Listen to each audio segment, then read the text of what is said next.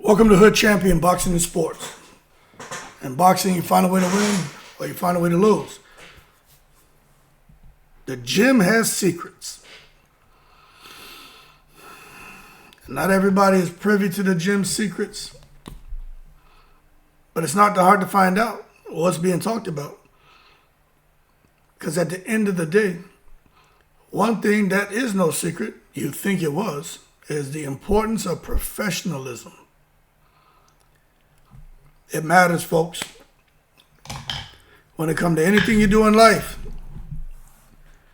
But in today's boxing world, people think it's all about the talent. All about what they do inside the ring, especially the ladies. And it's not just one, but there is one in particular, the GWOAT. But it's not just her. All of the women. Because there's so much going on with women's boxing, but it is not being spoken about. Because you see, it's not even about the talent anymore. It's just, it takes more than talent. And what's being talked about right now, it's definitely not the talent. You see, fighters can have power, speed, they can have charisma, championship ability, and still watch everything fall apart because of the bad attitude.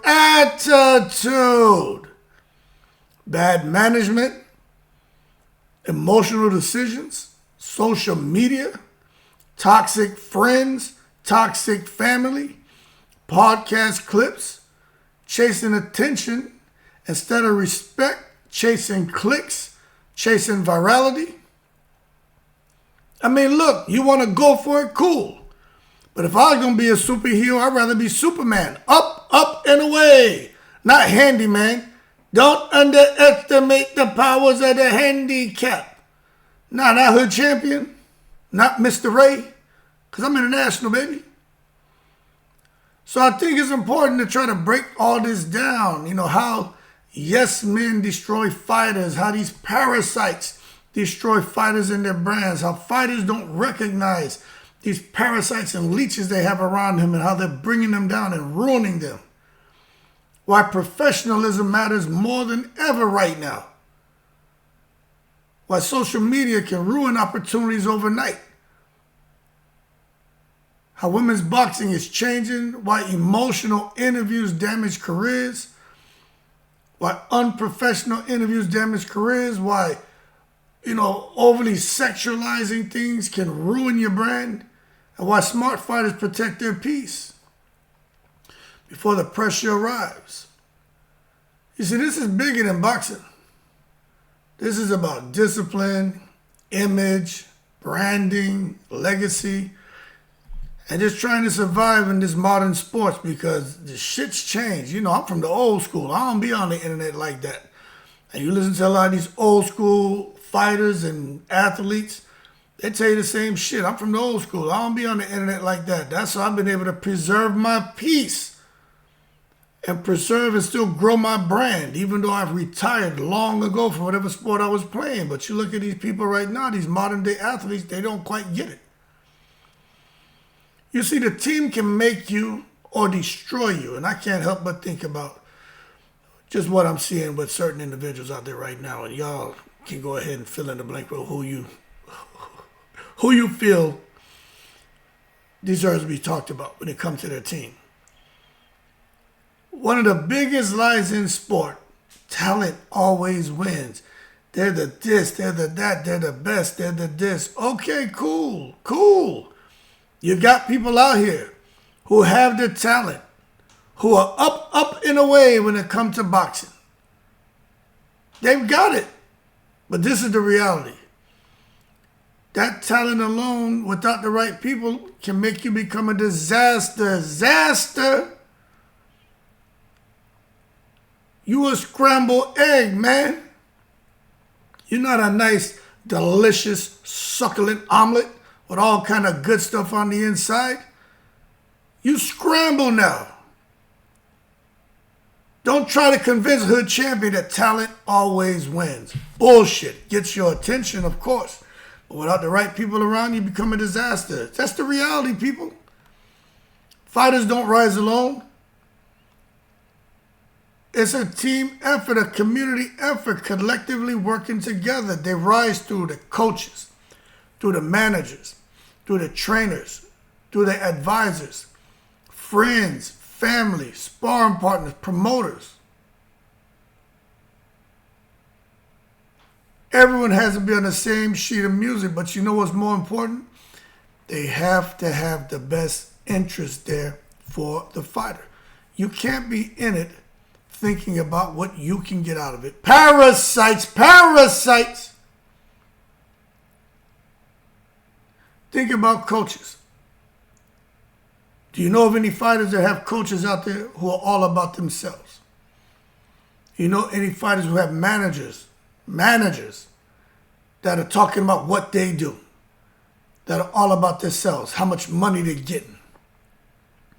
Any trainers out there who think they're bigger than the fighter? Any advisors out there who make the event all about them and not really about the fighter themselves, pushing all their different, interests over the actual fighter themselves, overshadowing the fighter? You know of anyone out there that has friends that are out here breaking them down every damn day on the internet? Do you know of anyone that has family that's out here every day breaking them down on the internet?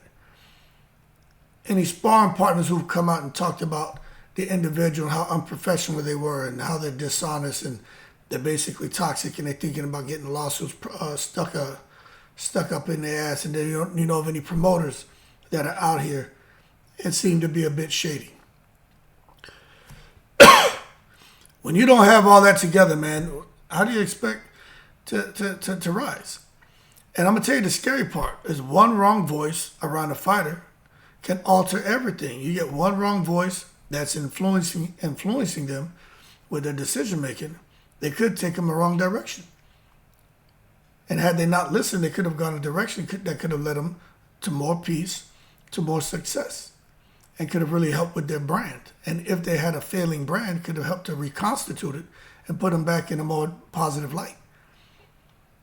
But that's the scariest thing about this. If you have someone who you put all your trust in and you put all your loyalty into this person and they're all about themselves and their pockets, well, that wrong voice is going to alter everything negatively because they're not putting you first. They're putting their interests first. And then you see over time how things aren't working out. Now you got somebody who could have been up and away, and they're just basically their career's flatline. That's why there's a lot of dangers when it comes to boxing. You are the golden ticket. You are the show pony. The fighter is the cash cow. If the fighter doesn't fight, nobody makes money. It's the fighter, man. That's why this whole thing about yes men is dangerous. Because every fighter loves hearing, you're the best. You can't lose. They're scared of you, champ. They're scared of you. You don't need to change. It's everyone else. It's not you. You're okay. They're not okay. Listen to me. Listen to me. Okay, we got it. But yes men are dangerous because they protect egos instead of careers, and yes men often are looking at how they can benefit. What's in it for them? You have a real team, you're going to challenge fighters and make them uncomfortable with the things you're saying because you really want the best for them and yet it's not about you. Great trainers, great teams are going to say shit to them like, yo, your defense is slipping. You're distracted. What the hell are you doing on social media so much? What are you doing? Why are you going out here arguing with everybody? Why are you doing all these stupid ass lives? Where's your discipline? Don't just have it when you get in a training camp. You need to have it outside of the boxing ring. You're not showing discipline. You're getting too damn emotional. This is what the trainer says. This is what the team says. But when you have a weak team, they're going to say, you good, champ. Don't worry about it. They just hating on you. They're hating on you. You don't need nobody. Forget them. You don't need nobody. They're just hating on you. They want your money. They want your cars. They want your hair. They want your jewels. They want your man. They want your life. They want to be you. You fine. You sexy. You pretty. You got a big ass. You see, that's how careers collapse. Some collapse slowly, some collapse immediately. But sometimes it's hard to blame a fighter for allowing these things to happen, because I guess you got to ask the question, how to identify bad people around you. You know, that's not easy.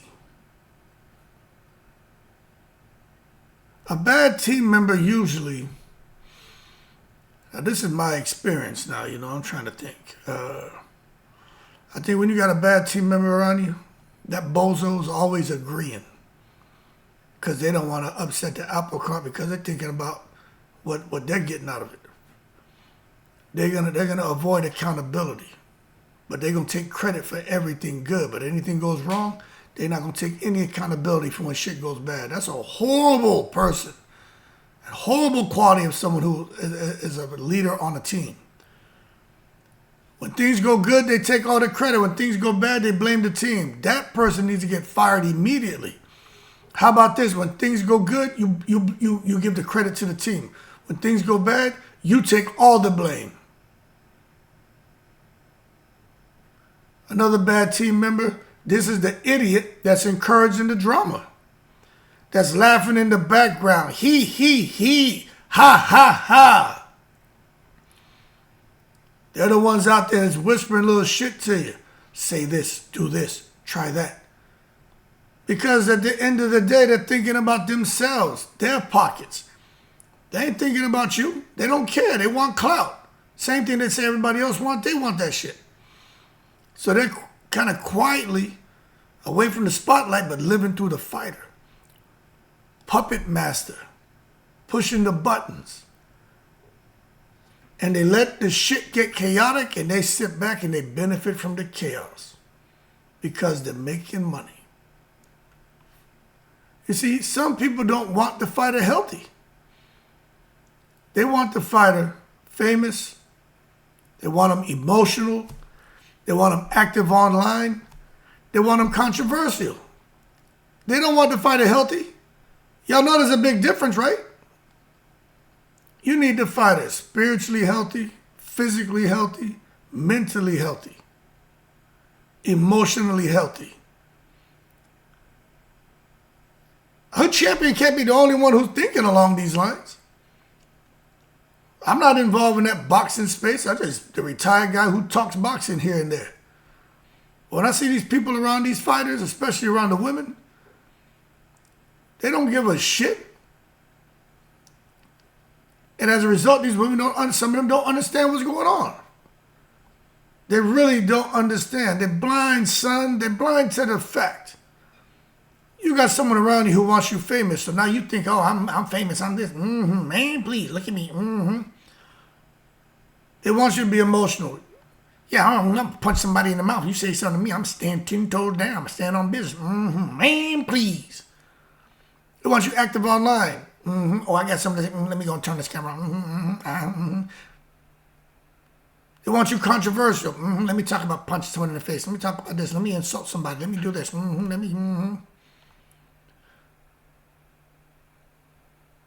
That's a bad team member, man, because controversy equals currency. It generates money for them while it's ruining the individual and causing them to not be healthy. See, the fighter becomes the product while everyone around them profits. Have you seen any one or two or three people like that when it comes to the sport of boxing? Anybody out there right now you could think of? You see, real friends versus opportunists, man. It's got to be a sad world when there are people out here who have all the riches, who have all the fame, who have all these things that some people think would be nice to have, but they don't have real friends. See, real friends protect your peace. It makes me think about Franchon and Clarissa. Franchon, to me, was protecting Clarissa's peace. She knew things about Clarissa, long relationship. She did certain things for Clarissa. Now that's gone. And you think about opportunists. They protect access to your fame, you see. Your friend's going to protect your peace. But opportunists are going to protect access to your fame. They need access to your fame because without you, that pipeline where all that money's flowing, that shit locks off. So they need access to your fame. There's a huge difference between a real friend and an opportunist. The real friend's going to be there through the thick and thin. Opportunist is going to be up in a way when shit ain't working out. You see, real people tell fighters, yo, get off that live. Stop arguing. Focus on camp. You're sounding emotional. You need to protect your brand. This isn't what you want. Just because you're a fighter doesn't mean outside the ring you need to be out here with your quills out. Nah. Retract those quills. Conduct yourself as a professional at all times. But then you get the fake people who out there like, nah, man, go off, cook and respond, crash out. Nah, stand 10 toes down. No, man. You know, they discipline you. They disrespect you. You disrespect them. You know what I'm saying? They violate them. I'm going to demonstrate. See, those are stupid motherfuckers. Fake people. Get away from them. They haven't elevated. They haven't matured. They're still stuck. You need to get the hell away from that. Because it's going off and cooking them and crashing out and violating and punching in the mouth and crashing out, that's not what you want. You know why? Because one, it's going to get you in a world of shit. Two, the internet love the crashes. The internet loves the internet's going to internet. They love the crashes because crashes equate to content gold. A good crash out, oh, that's a good 50 videos by the right content creator who got a little bit of brain and can spin that shit like I can. I just choose not to do it, but oh boy, I could. I may drop one or two, but I could take a good crash out and create 50 to 100 videos because there's so much coming out of that. You're getting attention from the crash out, but you're not getting the respect. Attention is not the same as respect. I mean, this 2026, people. Modern sports reward visibility. You understand? They do reward visibility, I agree, but attention is temporary. But the respect lasts. So you're getting attention temporary, but respect lasts. So if you're not getting any respect, but you're very visible, you probably need to just stop what you're doing and make some adjustments there because this ain't what you want. Because all this bullshit being put out here, 30 years from now, it's going to be there. You're not going to be in the same space. Trust me, I'm 51. When I was in my teens, I was a totally different animal. In my 20s, a totally different animal. Late 20s, early 30s, I changed. And from there, I've been up and away. I ain't go back. Very, very fortunate to be here. I am very lucky to be here. And I know that. And I don't get into all that. But I understand what was taking me a certain direction and how I was able to stabilize. That's when I sit back here and just watch sports, in particular boxing. I'm like, man, you got some fighters trend every week. Every week they trending for months now. Yet still struggle getting sponsors. Why is that? All these weeks you trending, the whole world, all 7 continents talking about you, but you can't get sponsors. You can't get partnerships. Where are your crossover opportunities? You don't get mainstream support. You're getting mainstream ridicule, mainstream criticism. Why? You know why? I'm going to tell you why. Now, from the research I've done and what I know, companies invest in stability. If you haven't convinced the world that you're stable, don't expect for a company to invest in you. If you're showing instability, they are going to run. Feet don't fail me now, Betty, Betty, Betty. And they up out of here. Assholes and elbows is all you're going to see when they're running away from you. They're not going to sit there and pull a Michael Jackson and moonwalk back to you. No, they're gone. Because there's no trust. There's no respect. Respect is built through professionalism, man. When no one's looking, you're doing the right thing. Consistency. Discipline, doing the things you don't want to do like you love it. Reliability. Emotional maturity.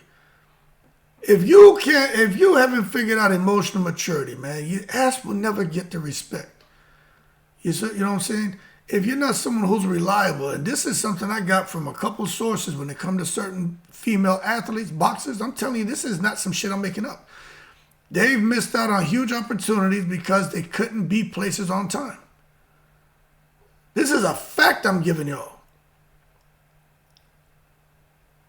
Consistently inconsistent and burnt bridges. I'm not making that up. Y'all know I ain't going to come out here and disclose nothing to anybody. But I got some, y'all know I don't be saying shit. I'll just put it to you that way. I know this for a fact. I seen the shit, man. I'm like, Jesus Christ. Well, things make sense when it come to different things going out there in the sporting world, or why certain things happen the way they do. At the end of the day, you have to be professional. If you can't conduct yourself as a professional, you're not going to be respected. They can't take you serious. But keep chasing virality, keep chasing going viral. Go for it. Just understand viral doesn't always mean valuable. You want to be viral or you want to be valuable? You know what I'm saying? I mean, it's cool. It's your choice, your consequence. Fighters can go viral for all kind of things. What we see people going viral for? Arguments, emotional rants. Haven't we heard some of that? Some of the craziest shit come out the women's mouths. The stuff they say. Crazy. Drama. Beefs. Controversial comments. So fighters going viral for all that cool. You think you sound cool coming out here carrying on like that? All right, good. You go viral. That doesn't mean valuable. And that attention can age horribly. Because this is what happens. Fans eventually experience fatigue. They get tired of the bullshit. There are some people who can just live in negativity. Just every day wake up, make a nice big shit sandwich and eat it. They eat it. Oh, that shit sandwich was so good. They go get themselves another one. They won't even floss and brush their teeth after a gargle with no goddamn Listerine, nothing. They just come on out there. Everything about them stink, boy. Their breath stink. Their goddamn diet stink. Their attitude stink. Everything stink about them. You know what I'm saying? Because they like that. But most people, they experience fatigue. They don't want to deal with that. Get that shit sandwich up out of here. That's how they start to see you. Because they stop seeing the athlete and only see the chaos. But some athletes out here, that's what they want to put out. That's why I tell you, man, I'm from the old school, man. I don't be on the internet like that. I'm international, baby. I don't understand this TikTok generation. I respect how intelligent they are and how computer savvy they are and how brilliant their minds are. But I just don't understand this young TikTok world where everybody want to go viral and everybody want to be on social media and everybody want to talk tough on and be as disgusting as they possibly can on social media. That shit is the corniest thing in the world to me, man. Because that's what's happened. Like me, half of them, I don't see no athlete. I see chaos. You know, when hood champions stop seeing the athlete, then you know you done fucked up. Because I try to be pretty fair and neutral, but when I just see nothing, I mean, you know you done messed up. But I think when it comes to just sports, especially women's boxing, it's still building, man. And it's growing rapidly. It really is. But when you have a sport that's growing rapidly, that means every major female fighter represents the sport itself. Serrano, Taylor, Baumgartner, Tara Brown, Raquel Miller, Clarissa Shields, Franchon. Too bad Savannah Marshall's not fighting, but wish she was fighting. I mean, there's so many women. Rosado, Ebony Bridges, Chantel Cameron. I mean, we can go on and on. So many female fighters. But they all are representing the sport itself. And that's what fans notice. When fans recognize a fighter, and they take an interest in the fighter, they start to notice things. Their behavior, whether they find it acceptable or not, the interviews, whether they find it unprofessional or not, definitely the professionalism, the emotional discipline. You know what I'm saying? And if the women aren't, if you have 9 women getting it right and 1 woman getting it wrong, that one woman ruins it all for female fighters, for all of them, especially if she's a big name, because all the attention's on the big name and that's all they're talking about. So all the women, unfortunately, are absorbed into that bullshit, into that bubble. And it's unfair to them, but that's how it is. That's how fans are, you know. We notice all the crap. You know what I'm saying? But the platform's still growing. And these podcasts and interviews can make or break you. Got to be careful. You go on some podcasts, some interviews, people just want the clicks. They're not part of your team. You think they are. They're using you for clicks and views. That podcast and interviews can make or break you. The ones who really aren't trying to hurt you, those are the ones you should be looking at. Those are the ones you should be comfortable going on because you know they really don't have ill intent. Especially if they've proven that, hey, they ain't about all that drama and bullshit. That's the one you should be running to, not running away from. But you want to run to all these other different platforms because the people on your team who may not have the best interest for you, they're putting you on these platforms because they're thinking about themselves and how they can benefit off you, the cash cow. So you get exploited, used, and abused and don't even realize it. But time will tell. Because one thing for sure, the internet never forgets. Fighters live in the clip era, man. And all the viewers, they sit back and they watch those clips. And once that shit goes out there, everybody takes it, chops it up, and they do what they want with it. So one thing you've done or one thing you've said, it creates a sentence. And once that sentence is formed, a narrative forms. And then now you got those things becoming headlines, becoming tweets, becoming memes, becoming YouTube videos, TikToks within minutes. It's amazing how fast it's converted into one of these things. And the context disappears instantly. So in my opinion, fighters have to think before emotions speak. And some say, well, I'm a fighter. I react off instinct. I fight off emotion. Well, hold your horses and stop taking it to the stupid. You're fighting off of stupidity is what you're doing. You have to stop, take a deep breath, and think before you speak. And listen a whole lot and talk very little. You see, there are a lot of fighters out here that just talk too much. Matter of fact, they talk so much where you can tell that some of these athletes are confusing the visibility with wisdom. Just because they got a microphone in front of your face doesn't make you intelligent, doesn't mean you have wisdom. There's no knowledge for you to share. Nobody wants to hear that shit anyway. But visibility does not equate to wisdom. That's why you get someone out here doing an interview and, using words incorrectly and just overall humiliating themselves. And that's why I need to do a video. I'm going to do another video. It's going to be called Every Microphone is Dangerous. Because what you say on that microphone and what you say, especially during an interview, is going to live to haunt you. If you're getting it wrong. So fighters, sometimes I think you sit back and watch, and you can apply this to whoever you want. They'll overshare. They'll talk about things that nobody wants to know about, whether it's what's going on in the bedroom, what's going on outside the bedroom, what's going on in their personal life, things that happened when they were children, teenagers, adulthood. They overshare. Nobody want to hear that shit. Coming on here just because you're eating food. Nobody wants to see you eat a plate of food. Definitely nobody wants to see you out here showing off your body and all that. Nobody. You're oversharing.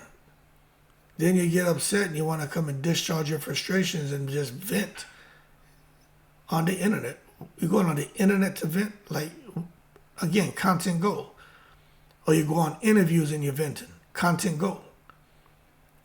Then as a fighter, sometimes you want to attack fans, insult the media, and then revealing private frustrations about who you were with, who left you or who you left or who you have kids with and who trying to get your money and who's this and that and whose stomach that you busted a nut on. I mean, all kind of crazy shit that can happen. And you regret it later because you said way too much. You see, this podcast culture, that's just a trap. Real podcasts, somebody told me, they say, your real podcasts create relaxed environments where viewers feel comfortable, subscribers, members feel comfortable, and it feels comfortable for fighters to come on there and enjoy themselves because they're like, yo, this is a nice space here. But you go into the wrong platform and they may try to create a relaxed environment for you, but it's going to result in unguarded moments and they end up regretting going onto those platforms because they got their moment. They got their clicks and views, and you're like, shit, I can't undo that. One emotional statement can damage any negotiations with a fighter or with someone who's interested in working with you, but they heard what you said, and they're like, no need to negotiate with this person. They didn't even know this was coming to them. And if you do have a sponsor or somebody, it can upset them and cause them to sever ties with you. It can definitely create backlash, and emotional statements can alienate fans. That's why professionalism matters as much as talent. Talent's everywhere. You always hear some of the best fighters you never seen. They're still in the gym. They didn't get that break. Some of the best talent basketball-wise is still left in the high school gyms, are still out there on these public courts because they didn't get an opportunity. They didn't do something they were supposed to do. And that's true. We used to joke in high school about we had more talent in our hallways than on the basketball team.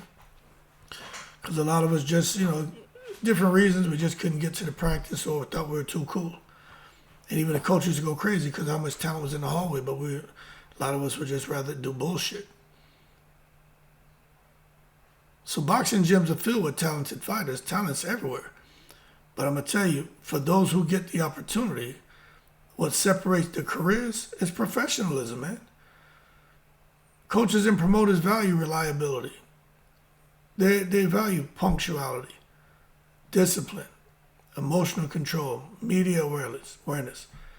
And also they like people who can censor themselves. With this modern athlete, this culture, everyone likes to use excessive profanity, and especially that N-word. That's not just something, you see with black people. All races use that N-word freely. The N-word has lost control. That shit is ridiculous. Everyone uses it. From the white child, to the Hispanic child, to the black child, to the Chinese, to the whatever, biracial, whatever, fill in the blank. Coaches and promoters don't want to hear that shit. But sometimes they just allow it because they figure they don't understand the culture or whatever. And hey, again, it comes back to promoters will care about the fighters, but they care about making money. So they think about themselves and they're like, well, it could be worse, I guess. So they just let it happen. And some fighters never become stars because they're difficult to work with. Or they're in boxing, they become a star and they start to make money. Then they become difficult to work with or difficult to tolerate because their attitude becomes disgusting. And as a result, they become the target now. So the bottom line is that emotional behavior costs money. Sports is business, man. Emotional instability scares investors, scares fans. Sponsors, fans, they want safe investments. If I'm going to put some money in you, cool. If I'm going to spend money to come and watch you do something, cool. But we want safe investments, you know what I mean? The networks want predictability. If a fighter constantly crashes out online, misses obligations, argues publicly, creates dramas, opportunities disappear quietly. You think about the ladies over on MVP. Networks want predictability. So when it comes to them MVP guys, they're only going to let the ladies go so far with crashing out online and missing obligations and arguing in the public and creating drama. Those opportunities disappear quietly. And promoters can't have that.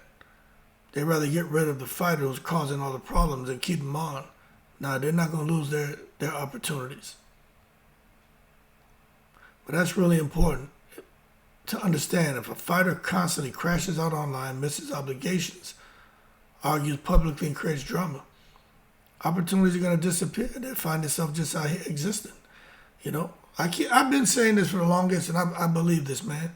Attitude changes everything. A bad attitude can destroy relationships, divide fans, create enemies, and isolate fighters, man.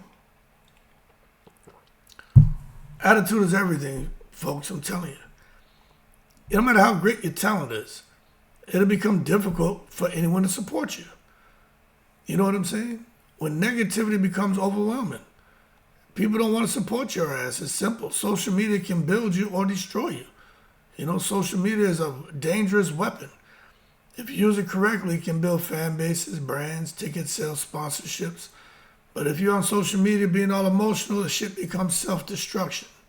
You're heading for self-destruction. And we're sitting back watching that. We're seeing that. This thing about going live, that going live, being angry, it's dangerous.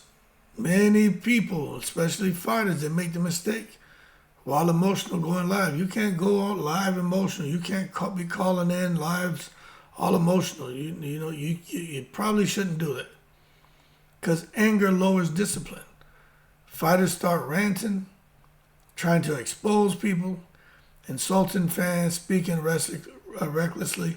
Now you have this attention on you. These people have you underneath the microscope and you don't realize it. And then the comet's coming and it strikes. And all those clips spread forever. And those opportunities that you thought you had, all that goes away. But at the same time, we understand that the internet can reward chaos. We know that. And that's the scary part. The drama gets more engagement than discipline. You know what I mean? If you got a calm professional, they really don't trend. You know, the meltdowns trend instantly, which creates addiction to attention. And, you know, you just can't be out here responding to everything. If you're trying to respond to everything, it's a losing game.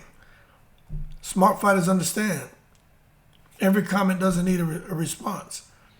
You constantly reacting creates emotional exhaustion. And then people start zooming in on your face, thinking they're seeing things under your nose. You know what I'm saying? It's amazing what the internet will do. Because they're like, you keep reacting and doing these things, they start paying attention to you. They start paying attention to you, man. Fighters end up fighting fans instead of opponents. And you can't fight the fans. The internet's going to internet.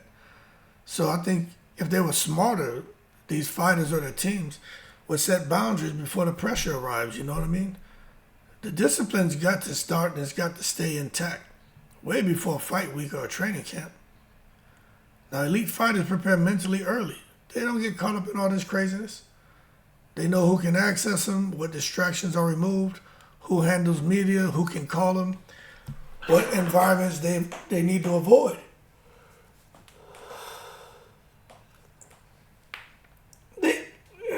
Stretching.